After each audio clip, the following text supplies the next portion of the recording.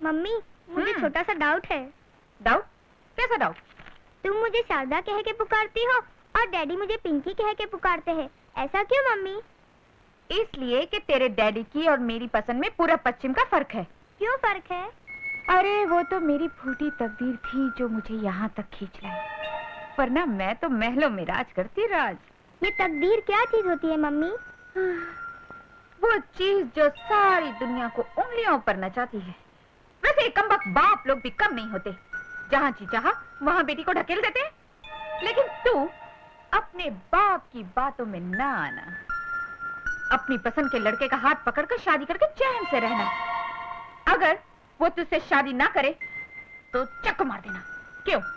अरे कहाँ गई? डैडी। अरे पिंकी बेटे, तुम तो मम्मी के पास सो रही थी ना? नहीं, मैं मम्मी के पास नहीं सोऊंगी। क्यों? मम्मी मेरी बात का जवाब तो देती नहीं है, जाने क्या क्या बोलती है। अरे मगर तुमने पूछा क्या था? मैंने पूछा मेरा नाम शारदा है और डैडी मुझे पिंकी कह के क्यों पुकारते? बोलो ना, आप मुझे शारदा कह के क्यों नहीं पुकारते? बोलो ना डैडी। मैडम आपका नाम? शारदा। कब तक मिल जाएगी मुझे एड्रेस? यही कोई 2 महीने में। क्या? ना बाबा ना, जैसे भी हो मुझे तो एड्रेस 1 हफ्ते में चाहिए। हाँ। सॉरी मैडम, आप इस शहर में नई लगती हैं, तभी शायद आपको नहीं मालूम इस दुकान के सिले हुए कपड़े पहनने के लिए शौकीन लोग महीनों ही नहीं सालों तक इंतजार कर लेते हैं, सालों तक। होगा, लेकिन मैं उन लोगों में से नहीं हूँ। लाई मेरे कपड़े वापस। क्या हुआ शारदा? कितने दिन में सीने को कह रहा है? 2 महीने में। What? नहीं सिलाने अपन को तुमसे कपड़े। Come on girls, let's go.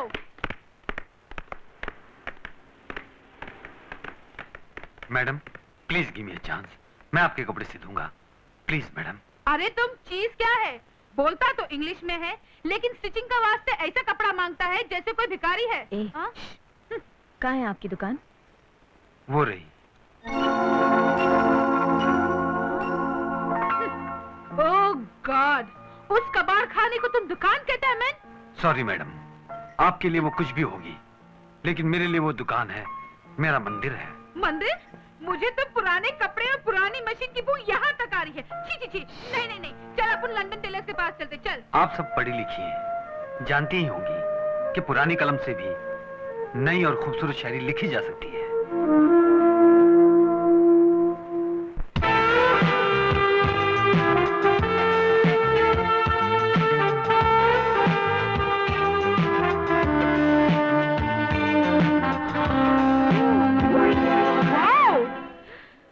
What a dress! किधर में सिलाया? स्टाइलो में? No. लंदन टेलर्स में? No. लाइट ऑफ बॉम्बे में? No. मैग्नेट में? No. ओफो, नो नो नो। तो क्या ये ड्रेस आसमान से टपके लाए?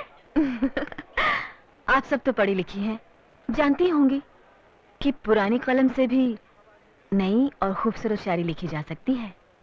No, I can't believe it. Mister Prakash, मेरे फ्रेंड्स को यकीन ही नहीं हो रहा है कि आप ही ने मेरा ड्रेस सिया है। इस ड्रेस की कोई कतरन वतरन है आपके पास? कतरन? कतरन, बचा हुआ कपड़ा। ओह, वो तो रहा नहीं। राहनी? राहनी क्या मतलब? मतलब ये कि एक मिनट।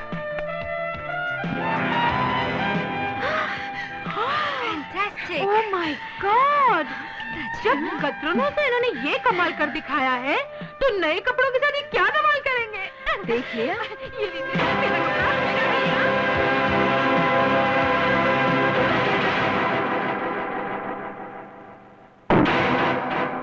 भाई साहब, जरा अपना ये पाँव हटाइए। ये कोई जूते का स्टैंड नहीं है, मेरी मशीन है, मेरी रोजी रोटी है। तुझे रोजी रोटी देने ही तो आए हैं बेटे। चल जूता सी। ये कपड़ा सीने की मशीन है, जूता सीने की नहीं। तो फिर ये सुसरी किस काम की?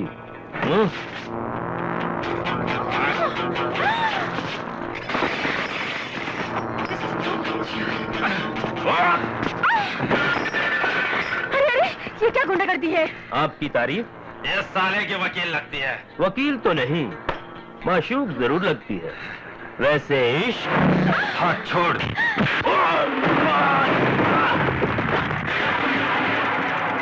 जब्बू, शेरा, बिल्ला, तालिया, मार डालो इसे।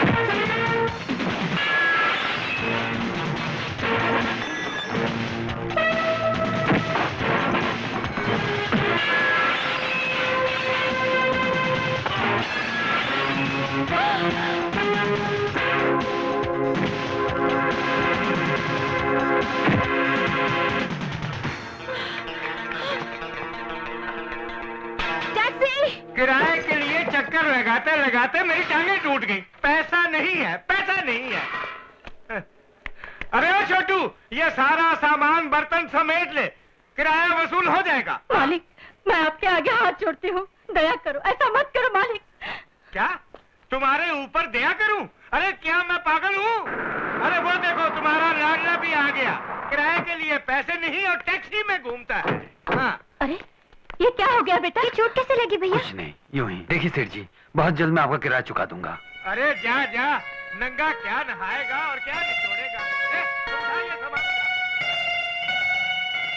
इस मुसीबत की घड़ी में आपने अपने छत का साया हमारे साथ बांटना चाहा।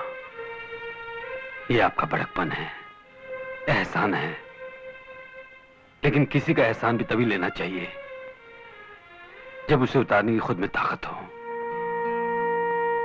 और मेरे जैसा इंसान जो अपनी मशीन की टूटी हुई सुई बदलने के बारे में 10 बार सोचता हो, भला किसी का एहसान कैसे उतारेगा?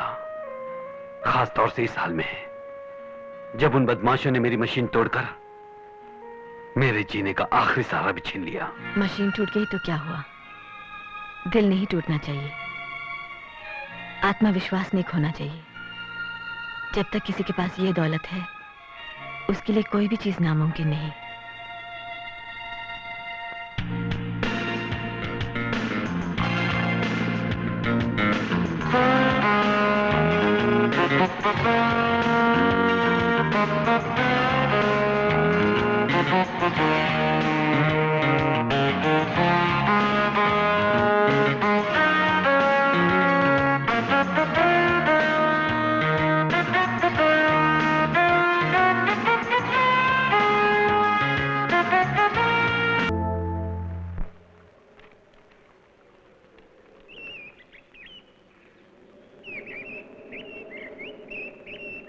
आपका खत सर आंखों पर। आप तो जानते हैं कि मैं आपकी इतनी इज्जत करता हूं कि आपका नाम लेकर भी पुकार नहीं सकता। आप तो मेरे लिए देवी हैं। देवी को मंदिर में बिठाकर पूजा तो की जा सकती है, लेकिन उसे घर की शोभा नहीं बनाया जा सकता।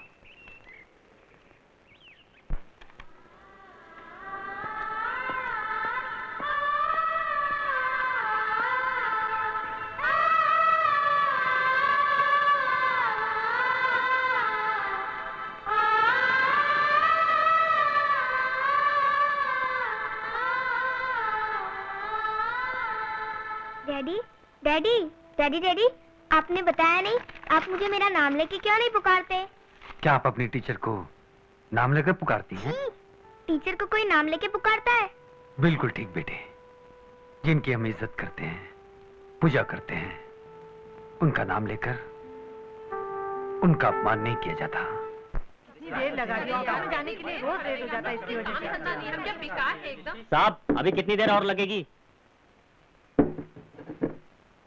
अरे भाई अभी टोकन दिया है, कैश का मामला है, टाइम तो लगेगा। चलो चलो सबर करो, दिमाग मत खाओ। साहब आपको मैडम ने बुलाया। अबे देखता नहीं मैं बिजी हूँ। साहब अबे जाके कह दे उससे मैं काम कर रहा हूँ। चल।